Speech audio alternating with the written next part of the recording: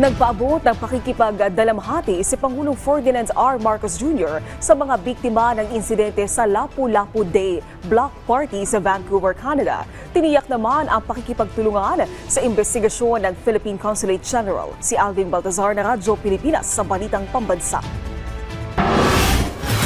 Tiniyak ni Pangulong Ferdinand R. Marcos Jr. ang pakikipagtulungan ng Philippine Consulate General sa Canada kasunod ng malagim na pangyayari sa isinagawang pagtitipon ng mga Pilipino sa Vancouver ng Lapu-Lapu Day. Kasabay ito ng pagpapaabot ng pakikidalamhati sa pamilya ng mga biktima ng insidente. Sa statement na inilabas ng Pangulo, ipinahayag nito ang kooperasyon ng mga taga-Consulate General sa Vancouver para makipagtulungan sa Canadian authorities sa harap ng isinasagawa na ditong investigasyon.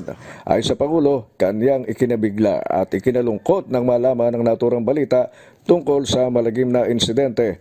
Kaugnay nito ay nagpahayag ng kanyang pakikiramay ang Pangulo kasama si First Lady Lisa Marcos sa pamilya ng mga biktima ng trahedya. Kaisaan niya ang buong bansa ng mga pamilya ng mga biktima at ng Filipino community sa Vancouver sa panahon ng matinding pagsubok na ito. Kaugnay nito ay umapela din ang Pangulo na maging mahinahon at maging kalmado kasunod ng sinapit ng ating mga kababayang na biktima ng malagim na trahedya. Ipinahayag ng Chief Executive na bilang Pangulo at isang ama ay kaisa siya sa dinaraanin ngayong pagdadalamhati at pighati dahil sa pangyayari. Hindi niya nawawala sa alaala ang mga buhay na nawala at ang buong sambayanang Pilipino, sabi ng punong ekutibo, ay nagkakaisa sa pagluluksa.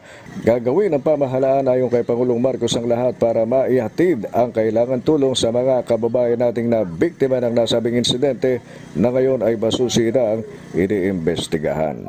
Para sa Balitang Pambansa, Alvin Baltazar ng Radyo Pilipinas.